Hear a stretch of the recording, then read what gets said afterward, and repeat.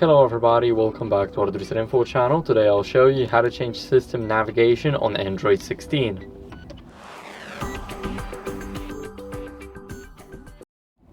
So first, what we need to do is go over settings.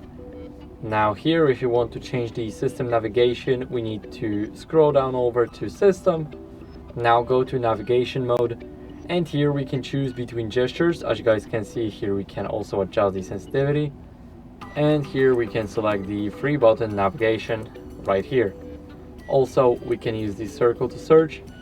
It works the same with the gestures. Basically, all you gotta do is hold this little island here.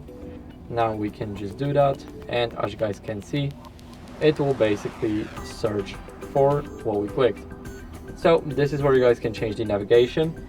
I hope you enjoyed this video, and if you did, then leave a like, sub, and a comment, and it means a lot to us. So see you next time.